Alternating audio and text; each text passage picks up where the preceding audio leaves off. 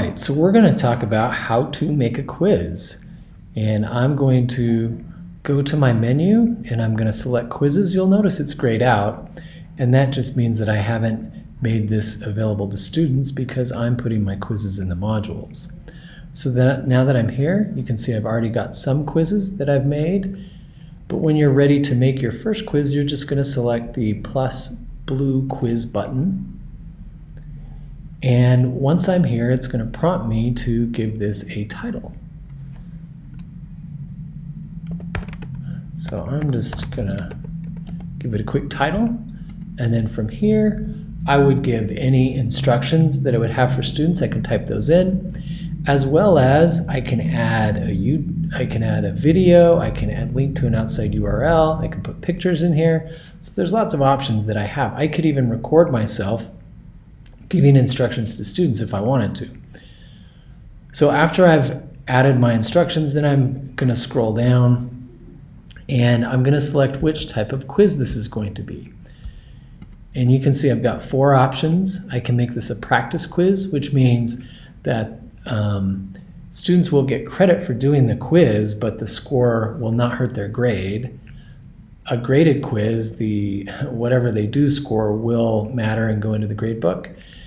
And then you have a graded survey in which students will get credit for participating in the survey, and an ungraded survey in which they won't, but there's no correct or incorrect answers in the surveys. And then if I've made groups up, I could assign this into like a quizzes group or an assessment group. And then I can get into some of the options that I have with quizzes. The first one you can see here is shuffle answers. So if I've got multiple choice, this will mix them up for every student.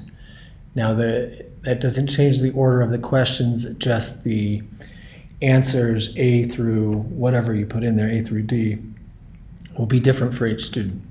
You can also put in a time limit if you want to. Just make sure that you give enough time so that students can finish the quiz. And then you can also select allow multiple attempts.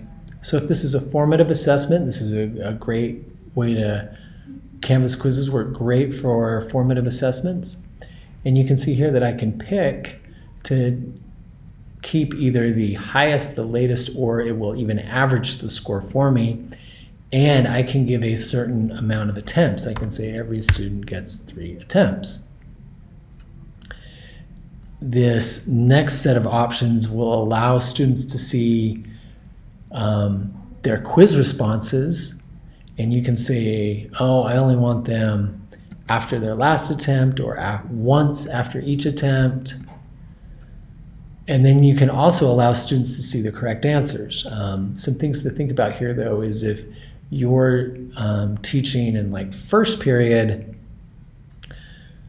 and they take the quiz, do you really want your first period class to see all the answers before your other classes do?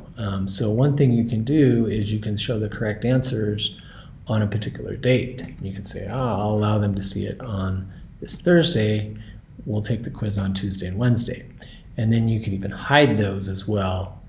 And you could say, I want those hidden on Friday. So you do have some options there. You can also show one question at a time if you'd like to, and you can lock the questions after they answer them. But that would mean that students can't go back and change anything if they wanted to. So you may not want to do that, but it is an option for you. You can also put some restrictions in, like requiring an access code. And I could say, you've got to put in this code before you start the quiz. And you could also filter by IP address, which would lock down the quiz maybe at a school or a campus. And then you're going to have the same assign ability that you do with all the assignments and discussions and quizzes in Canvas. And so you can put in a due date and then available from and until if you'd like. Just remember, you'd want to save this, but this is only the first part of getting started with quizzes.